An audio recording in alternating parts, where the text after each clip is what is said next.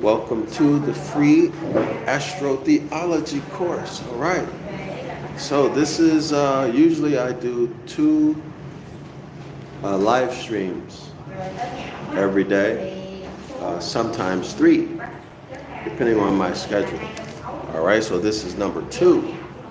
This is number two. Let's see, what time is it? My time, it's 11:22 a.m. 11:22 in the morning. All right. So it's afternoon time. So let's get started. We're on page 29. We left off the previous presentation, which is the Forgotten Language of the Stars, number 2. We left off on page 29, and the discussion, the paragraph and the footnote talked about famous people, famous intellectuals who were into astrology. Basically, they were into astrology, all right? And how it has been degraded. Astrology has been degraded, and that there are scholars who are trying to bring it back up to the level of scholarship. Okay? So in other words, newspaper horoscopes and all of that garbage has messed up the reputation of astrology, made it look like some hocus pocus foolishness, when in fact it is not. It is a legitimate science, all right? And that is according to our ancestors, all right? Y'all know that if y'all go back and you look at the etymology of religion, one of the definitions you'll get is a drawing back. Give me 1 second here.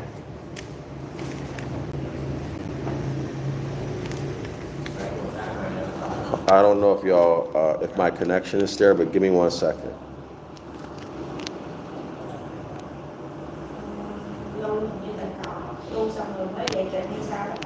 Give me 1 second. I have to respond to something. Give me 1 second, y'all. All right. Okay, I'm back. Okay. So our ancestors acknowledged this science, and it is a part of our intellectual makeup, the apparatus that we are born with, the faculty of sending and receiving information. Okay, some people call it intuitiveness. All right? Some people call it intuitiveness. Okay? I think most of us has experienced it. For example, you wake up or something tells you to wake up. I remember I've had many experiences like this. I remember when I was in Manila, I fell asleep and something told me to get up. It was like about 3 in the morning. Something told me to wake up. I opened my eyes. I looked over at the wall, at the outlet, and the power cord to my cell phone exploded in flames. How did I know to wake up? How did I know to wake up? How do you explain that? How can you explain that? Where did that knowledge come from before it even happened? I didn't look all around the room. When I woke up, I opened my eyes, I looked straight at the outlet in the wall, and I saw it burst into flames. Yes. What if I was sleeping? I would have perished in the fire. But I got information that told me to wake up, and when I woke up, I looked, my eyes were focused at the outlet, and I saw it burst into flames. And then I later learned that in the Philippines, that happens all the time. That happens all the time. You better be careful with your China products. I don't know if this is true in the West, but in Philippines, China products are graded. I think it's grade A, B, C, and D. They're actually graded instead of having a standard. But anyway, yes, it's very common for a power cord, cell phone power cord, to explode into flames.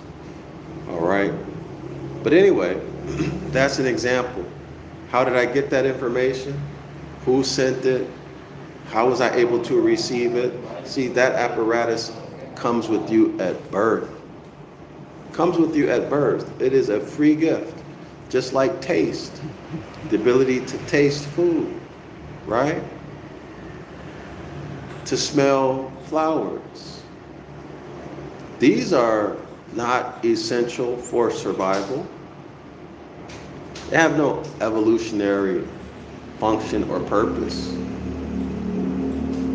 So why are we endowed with them? What about consciousness itself? What about the ability to think at such a high level? What about, have y'all ever experienced this? You're sleeping, or let's say you're in the shower, and then all of a sudden you start to get answers to questions. Or in your mind, all right, we lost the connection again, but all of a sudden you get answers. Where did it come from? See, this is another big argument among so-called scientists. Is the brain, let me repeat that, is there such thing as a mind? Is there such a thing as the mind? There's still a lot of scientists to this day who will argue that there's no such thing as the mind. But they have to argue that in order to maintain the theory of evolution. Okay? In order to maintain the theory of evolution. Because once you destroy that, their whole system collapses. Right? Their whole system collapses. But it should be common sense. It should be common sense that a hybrid, a mutated creature, that a mutated creature, a hybrid, is not more advanced than the natural creature. Common sense, right? It's very common sense. Okay. So let's continue. We're on page 29. No, page 29. We're on the last paragraph. Islam and Shalom, y'all. Put a 1 in the comment section if y'all can hear me. I keep getting notifications that there's a problem with the connection. So welcome everybody to the free astrotheology course. This is presentation number 3 of the forgotten language of the stars. All right, let's get into it. Such forgetfulness may not be too detrimental to our contemporary scientific endeavors, but it can only give us a distorted view of the culture, of the cultural products of the past. The celebrated historian of religion, so there's, that's such a loaded word. Historian, that's a loaded word. Historian and religion. Okay? Y'all check out the etymological meaning of historian, all right? Check that out, and then go back and look up religion, okay? So let's say you are drawn back from something. Okay, so that assumes you are in one place. Let's see. Donna's Divine, thank you, brother. Islam, Donna's Divine, Shalawama. Give me 1 second, y'all. I have to read in Islam with all sincerity. With all sincerity. Okay? So now, let's continue. Let's continue with this. History and religion are loaded words. Oh, man. History and religion are loaded words. History. Okay? That's somebody else's version of the story, right? Usually the winners, right? Whoever won the war, or whoever has the biggest guns, the biggest military. Their story is going to be the story that is known, okay? And religion. Well, I don't think I need to say too much about that, right? Religion, a synonym for religion is scandal. Scandal and violence are synonymous with religion. So be very careful. The celebrated historian of religion, Franz Kuhlmann, we should already know that because he's hailed as a celebrated historian of religion, we should already know his position, right? And anything we read from him, we should take it with a grain of salt, right? Because he's towing the party line. All right? Everyone understand that? Take it with a grain of salt. All right. For whom astrology was, quote, nothing but the most monstrous of all the chimeras begotten of superstition. See that? All right. In other words, he's saying that it's nothing but superstition. It's the worst kind of superstition. All right? And there's a principle here. Whatever the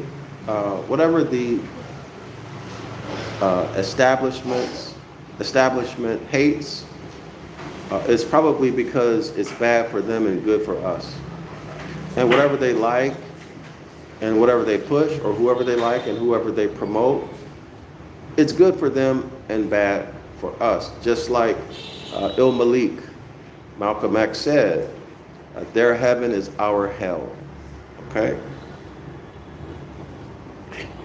I wonder if he got that out of Deuteronomy 28.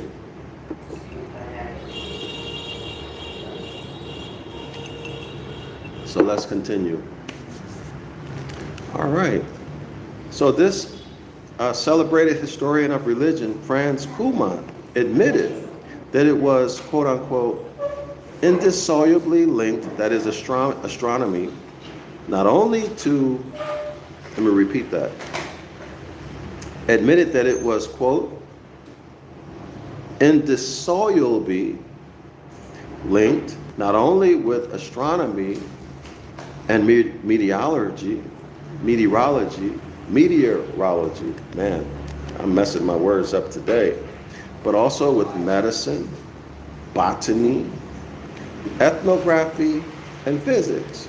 If we go back to the earliest stages of every kind of learning, as far as the Alexandrian and even the Babylonian period, we shall find almost everywhere the disturbing influence of these astro-mathematics. Why is that? Well, the reason is because the cosmic energy exerts influence over all areas of life. Over all areas of life. However, that cosmic energy or the influence can be overcome. It can be overcome. How? With awareness and knowledge of nature. What nature? The principles, the laws that govern nature, right? That even allows you to manipulate those principles and those laws. What do I mean by manipulate? Well, when you look at a plane take off, First of all, the plane moves and then it takes off, right? That's a manipulation of natural law. Okay? Can the plane stay in the air forever? No. It's going to come down when it runs out of fuel, right? You need to replace the parts. So, a knowledge and understanding.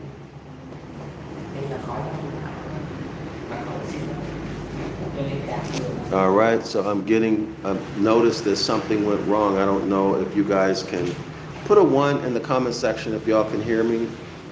I have a notice that something went wrong with the live stream feed. But if you understand aerodynamics, physics, all of the sciences, engineering, all of the sciences that are involved in building an airplane that's safe, then you can overcome the natural laws of nature. But it won't last forever, right? Eventually the plane will have to come down. Okay? It will eventually come down, but you can manipulate nature. In other words, you can build things. You can make life whatever you want it to be by having an understanding of nature. Okay? So this is what makes you Psalms 82:6, a God. You have the ability to create things, gadgets, situations, circumstances, reality, machines. Or if you want to go negative with it, you can start creating hybridized animals, weapons of war, ways to cheat and scam, higher self and lower self. That's why you're the Christ and the devil. Okay, again, that's polarity, right? The principle or law of polarity. Okay, the Christ at one extreme and at the other extreme of the same line, the devil. Okay, so it's the same thing. It just depends on the decisions you make, whether or not you want to be in honor at all times or dishonorable. Honor makes you the Christ. With practice, you become the Christ, right? The Christ is in you, but you're also the devil, because the devil is in you too. And a lot of y'all know the devil more than y'all know the Christ.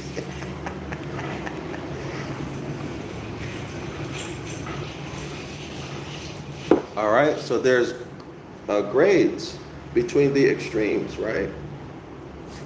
Okay, so let's continue. So cosmic energy, natural law affects all aspects of life, all sciences, all human endeavors. It affects everything. If you don't believe it, okay, doesn't modern science tell us that the moon regulates our circadian rhythm, other biorhythms, women's menstruation, right? The ebb, the rise and the fall of the waves of the sea. Does it affect us psychologically? You bet. Okay, how about this? Go up to the North or South Pole during the time of the year where they experience 24 hours of darkness. Many people will undergo depression and severe depression. Why? Lack of sunlight. Okay. How about a Moor who stays in the house or in the office all the time, rarely goes out in the sun? What's going to happen to him? Well, he's on the fast track to getting prostate cancer and other forms of illness and cancer. Why? Sunlight deficiency. Okay, he can't make the vitamins that he needs in order to stay healthy. And that's a whole other video in itself. Maybe I should do a video on that. Maybe one day I'll do a video on that topic. Okay, let's continue. Alexandrian and even the Babylonian period. So when we see Babylon, and when we go further back, we should be thinking about Saba, the Saba Moors or the Sabian Moors, right? And also the Moabites, okay? And they're actually written in history, but y'all know they religify everything to try to hide it. They're written in history as being worshippers of the stars, of the cosmos. But in fact, no. They were scientists and engineers, astronomers. Okay? They were known because of their well-developed understanding or connection. They were vibrating with nature. And they were known for it, right? So let's continue. Let's continue. All right. We shall find almost everywhere the disturbing influence. So we read that. That's what that historian said. So that historian goes on to tell us that this hallucination, that means that it's not real. It's only real in your mind, right? No evidence of it in the physical world. The most persistent which has ever haunted the human brain. Y'all see how they're giving astrology / astronomy a black eye? That means it's good for us and bad for them. But can they use it as a tool? Of course they can. Cosmic energy doesn't or isn't concerned about your nationality. Okay? It is there available to whoever wants to use it. Okay? The most persistent of which that has ever hunted the human brain, left its mark on the religious life of past generations. See, there they are throwing in religion again. They began the religious stuff. Our ancestors were scientists and engineers. Y'all keep that in mind. Scientists and engineers. Now we have intuition, and we also have what? The cosmic connection, which they don't have access to. They don't have access to it. Okay? So they're totally dependent on instruments. Totally dependent on instruments. Okay? Machines and tools is what I'm saying. Anyway, let's continue.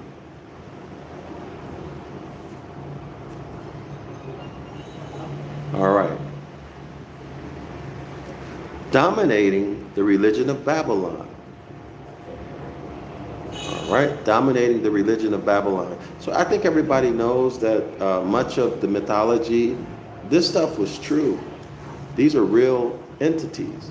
The giants, the titans, these are real entities. Okay? And they're hiding it by calling it religion. All right. Dominating, and think about this, y'all.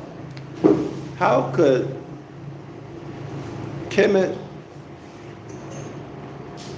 and the kingdoms and empires, the people groups before it that gave birth to Kemet, how could they have been religified out? Yet so scientifically advanced. Y'all see? But they want to put before us this notion of religion. as being what dominated their lives, but there's absolutely no evidence of that except for what they wrote. The physical evidence, when you look at Kemet and what's preserved in South America, shows that they were highly advanced scientific people. They were civilized people with a high level of science that's unmatched today. And so when you see them trying to explain it away, what do they talk about? They say, well, entities came from outer space, which is absolutely absurd. It's absurd, right? But most people will buy into it. Because, why? Because they have destroyed our reputation and image so much. It's very easy for some people to say, oh, well, some people came from another planet and they built all of these things. Y'all see? Even in their own head. Many people truly cannot fathom it that our ancestors did it. Why? Because they are indoctrinated with the toxicity of religion.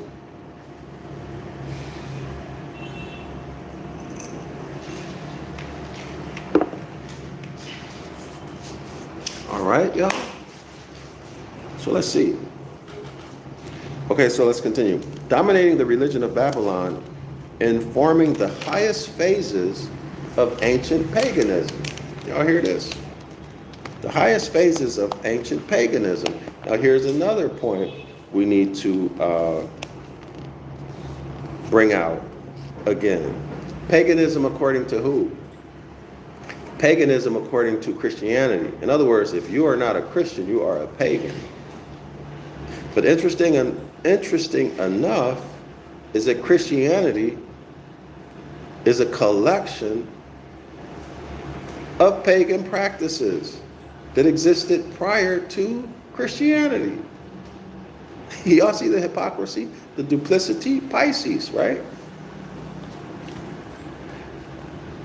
And quote, by changing the character of ancient idolatry, it was to prepare in many respects for the coming of Christianity. So that's what that celebrated historian said, lying through his teeth. Because if he's a historian, he was well aware that Christianity is nothing but a bunch of pagan practices pulled together and given a new name called Christianity. Do you see how he just lied?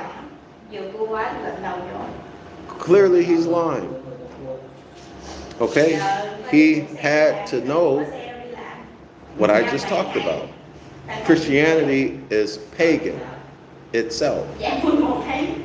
Right? Christianity is nothing but a bunch of pagan ceremonies, rituals and practices and doctrines.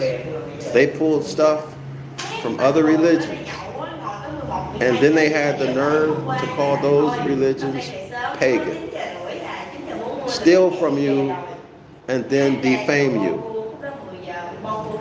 Steal from you and then defame you. That's what they do, right? We know what people I'm talking about. Steal your history, steal your culture, steal your nationality, and then defame you. Say that you're a criminal. Tell other people don't talk to you. Y'all know they do that to us even when we go overseas. The hybrids. They do that. All the time. They do it. So we know whose personality and whose character fits this bill. And we see that this celebrated history, the celebrated historian of religion, Franz Kuhlmann, is a liar. He's a liar. He did not tell the truth. I hope everybody sees that. Okay. Anyway, we're 30 minutes into it. I'm going to stop right now on page 30. because I want to do this. I want to get into this picture here. This is not a good picture, but I'm going to search for a good picture. And when I'm on my laptop, when I have my laptop with me, we're going to go through this picture. All right? We're going to go through this. So I'm going to stop right here. Islam and Shalom to the Moors. If you want to support my project to write the Book of the Law in Ancient Ibaryath and Modern English, y'all support. My PayPal is paypal.me/Zion Law School. Okay, you can also support by buying my books. I've written many books on Ancient Ibaryath. Check the description area of the video. Y'all can find the link to my PayPal, to my books, and to my courses, the live class and the streaming class. All right, don't put it off until tomorrow or next week. All right, do it now. If you support, if you like what I'm teaching, or if you don't like it but you see the need for it, if you think it's helpful to you in your personal life and to our people, please do go ahead and support, and thank you in advance. Also, thanks for showing up. Make sure y'all share the link because YouTube shadow bans the channel, and the only way people are going to find out about this content and these live streams is by you, yes you, I'm talking to you, by you sharing the video with somebody else. Otherwise, it's just going to be a well-kept secret. All right, Islam and Shalom.